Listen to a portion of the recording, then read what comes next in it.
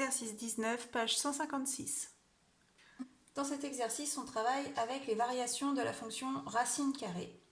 Donc on va tracer la fonction racine carrée. On aurait pu se contenter de tracer son tableau de variation aussi. Donc elle ressemble à ça. Et on me demande d'encadrer racine de x à partir de l'information concernant x. Donc x, comme toujours, c'est un antécédent. Donc je place 1 et 36. Donc mon x se promène sur cet intervalle.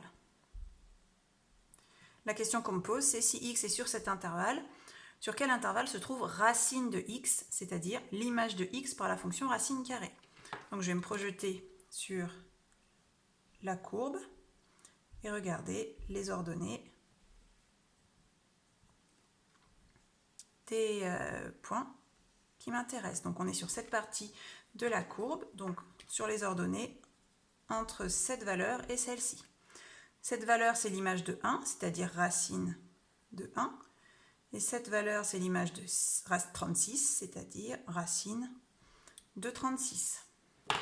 Donc, ça signifie que racine de x va appartenir à l'intervalle racine de 1, qui vaut 1, jusqu'à racine de 36, qui vaut 6. Les crochets vont rester fermés, puisqu'ils étaient fermés ici. On passe à la question 2, donc à partir d'une nouvelle information, x appartient à 2 plus l'infini. On nous demande, comme tout à l'heure, d'indiquer à quel intervalle appartient racine de x. Je vais retracer ma fonction, la courbe de la fonction racine. Alors, je vais représenter cette fois-ci l'intervalle que parcourt x, c'est-à-dire 2 plus l'infini, donc il ne s'arrête pas, il continue indéfiniment. Donc, on va se projeter quand x appartient à cet intervalle sur la courbe.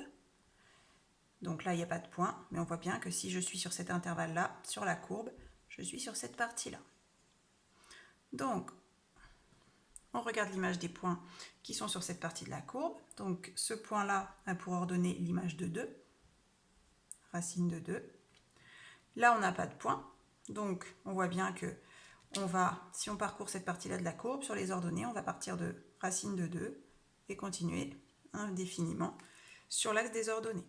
Donc, ça signifie que les ordonnées, donc racine de x, appartient à l'intervalle racine de 2, dont je ne vais pas donner de valeur approchée, jusqu'à plus l'infini. On ouvre toujours en plus l'infini et on va fermer en racine de 2 puisque c'était fermé en 2.